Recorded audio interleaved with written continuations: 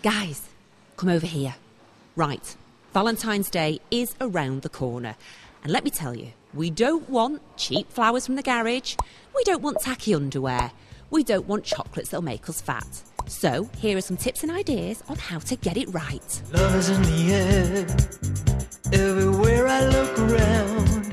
OK, so here's your first tip. Don't overthink it, but please be imaginative. I've come over to Manchester Craft Design Cente in the hope of giving you some inspiration. So Anne, what's so special about jewellery? I think it's a very personal gift. It's a very special gift. You can go and have something designed that is quite personal, or pick something off the shelf, but there's a lot to choose from. And how does it make a woman feel when she receives jewellery? It just makes them feel very wanted, I think. That's a nice way of putting it. And what tips would you give to any guys heading out to buy jewellery for us girls? In terms of sizing of rings, I do get quite a lot of customers that will probably try a ring on their own hand and feel where the ring comes to, and then come in and do the same with me. So why is it, do you think, that men perhaps aren't the best at buying Valentine's gifts? I think mainly it's because maybe women have quite high expectations of what they want, really. So it's probably the pressure that they're feeling to get something good and to get something right.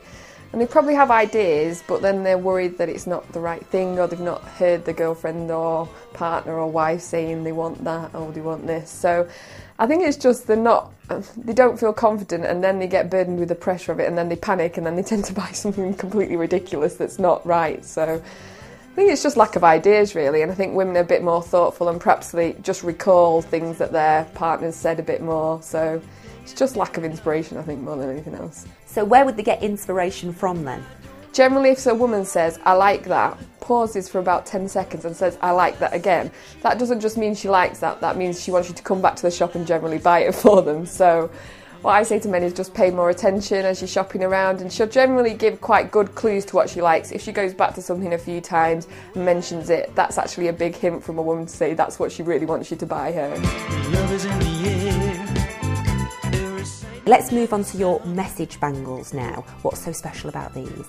They have, you can have a message printed on the outside, stamped on the outside, or the inside, but the inside makes it very unique and special. The thing about these that I think is really good is that it's so personalized. You know, you have your own special message, and it's hidden, and it's your little secret, and I think women would love to have that little thing that only they can see. Well, you can't really even see it, but you know it's there. But when it comes to something like this, you need to know their size, don't you? So how would he sneakily find that out? You could take a look at their wrist. You have a very small wrist, and keep that in account. You know, they can be very large or very small. It just depends on what size you need it to be, but take a look at your partner's wrist, I'd say. Right, guys, you've got plenty of time and plenty of advice there. This year, there can be no excuses.